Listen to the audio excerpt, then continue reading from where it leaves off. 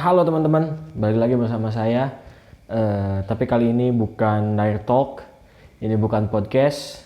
Saya kasih nama segmen ini adalah Perspektif.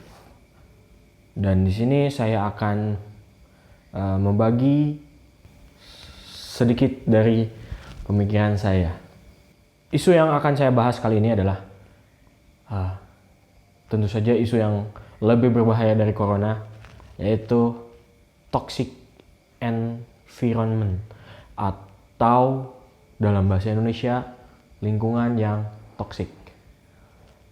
Mungkin teman-teman semua pernah atau bahkan sedang terjebak dalam suatu lingkungan yang toksik, yang pastinya itu merugikan. Dan kenapa itu merugikan? Karena itu menguntungkan salah satu pihak, atau dalam kata lain bisa dibilang parasit. Hubungan yang menguntungkan salah satu pihak. Contoh kecil dari toxic environment itu adalah yang relate sama kehidupan sehari-hari adalah misalkan individu atau kelompok yang terlalu banyak memberikan interupsi pada keputusan kamu, pada pilihan kamu, dan pada kegiatan sehari-hari kamu. Kemudian contoh lainnya adalah ketika seseorang atau individu itu terlalu menuntut kontribusi dari kamu sedangkan dia tidak memberikan apa-apa, maksudnya tidak berarti sama sekali begitu. Selain terlalu banyak memberikan interupsi terhadap pilihan kamu, mereka juga terlalu banyak memberikan intervensi. Sebenarnya intervensi dan interupsi itu hampir-hampir sama ya, tapi beda makna.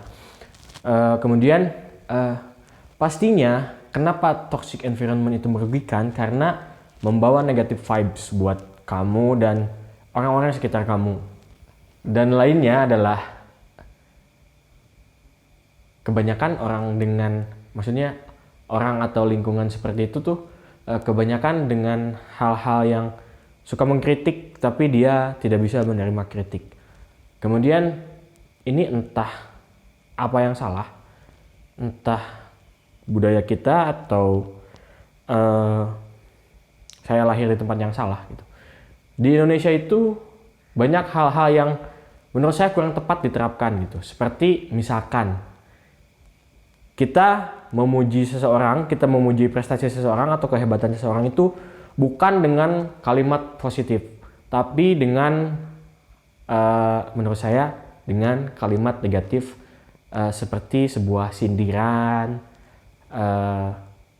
Sebenarnya tidak ridho aja gitu, tidak ikhlas aja gitu jika memberikan suatu apresiasi atau memuji itu dengan hal-hal yang lebih positif gitu. Pasti dengan kebanyakan ya, saya tidak bilang semuanya, tapi kebanyakan seperti itu. Dengan hal-hal yang negatif seperti sindiran atau lebih ke membanding-bandingkan keadaan dia dengan si keadaan objek. Misalnya, dia menang lomba lari gitu. Membandingkan keadaan kita, oh pantas saja dia menang lomba lari karena dia orang kaya, bisa membeli sepatu lari yang mahal gitu. Beda dengan saya orang miskin, saya nggak bisa beli sepatu. Padahal nggak seperti itu. Mereka nggak menilai usaha di balik itu semua.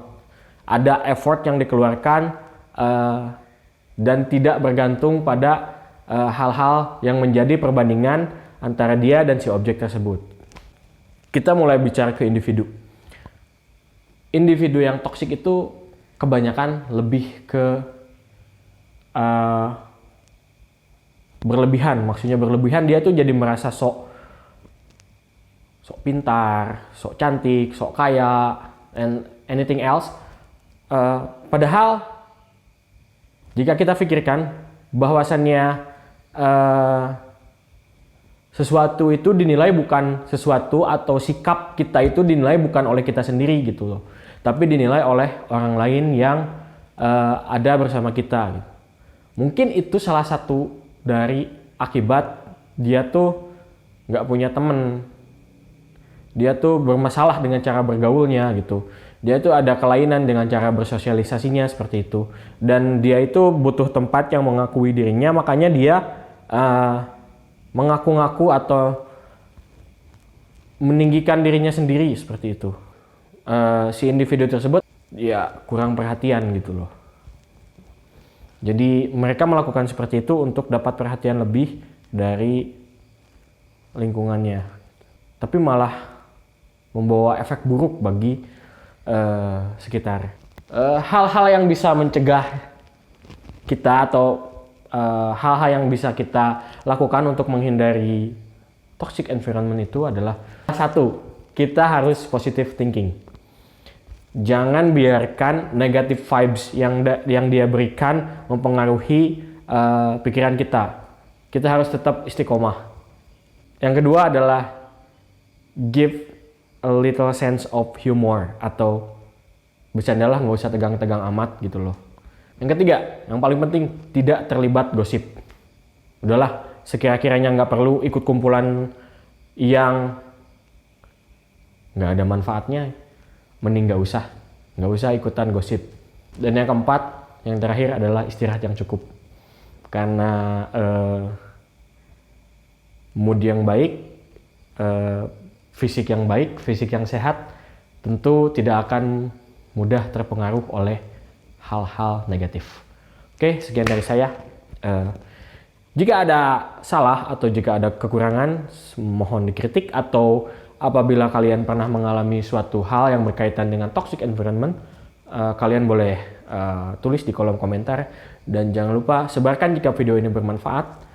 Jaga kesehatan, dunia sedang tidak baik-baik saja. Jika tidak perlu keluar rumah, jangan keluar rumah. Jika tidak perlu ikut kumpulan, ya nggak usah ikut kumpulan. Jika diundang kondangan, pakailah hand sanitizer, karena sekarang lagi musim. Di tiap kondangan ada hand sanitizer. Dan panjang umur seni-senian, stay kreatif. Bye.